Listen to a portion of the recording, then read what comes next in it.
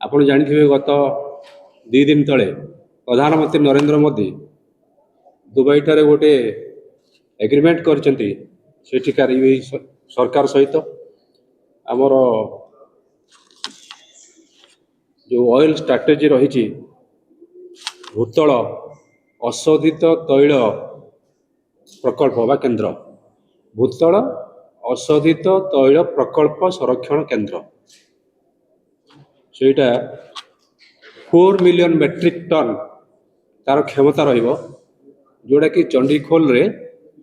प्रतिष्ठा होगा जाऊँच ए नहीं कि सरकार सहित गोटे चुक्ति होती किंतु असल कथाटा है ये जो चुक्ति होती ये 2018 मसीह कैबिनेट अनुमोदन कर सारी भारत सरकार 2018 मसीह 2019 इलेक्शन पूर्वर पता एत वर्ष धरी कहीं पकई रखिले प्राय 8 वर्ष हो गला। ये भी तांकर योजना नाला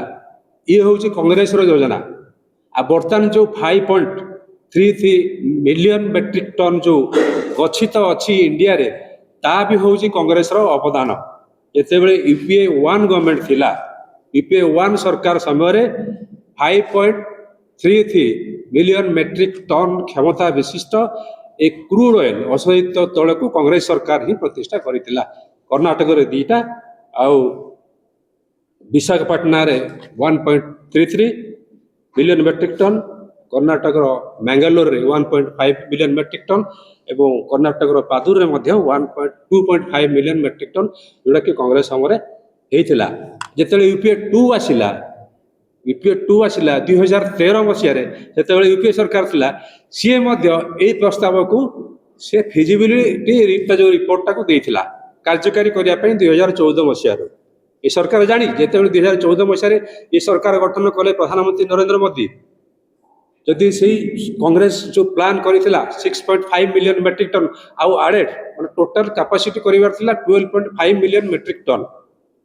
यूपीए लक्ष्य थिला। मोदी सरकार जानी थिले 2014 मसीह सरकार बसिले आमर प्रश्न होची काहे कि एते दिन धरी विलंब कर रखिले जदि 2014 मसीह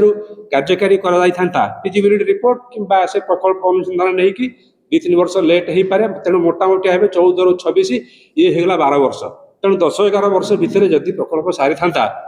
सी जो 5000 एथर निजुक्ति पाइबा कथा कहते निजुक्ति सुजोग पाई था बर्तमान सुधा पाई सारते तैल संकट देखा देती बर्तमान देश में ताहा दूर होता था कहीं कले ना प्रश्नटा हूँ आम शिल्प को विरोध करनु से प्रकल्प को विरोध करनु कारण ये निजी सुजोग मिल तेणु आम कह कथा जदि से निर्वाचन को आखियार रखी 2019 जो लोकसभा निर्वाचन है आखियार रखी से प्रकल्प को से 2018 मसीह घोषणा कले कैबिनेट अनुमोदन कले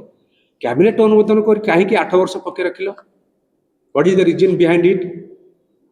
सेटा हूँ क्वेश्चन। तेणु से जहाँ भी हो कथाटी है बर्तमान जो प्रोजेक्ट हम ये प्रोजेक्ट हवा द्वारा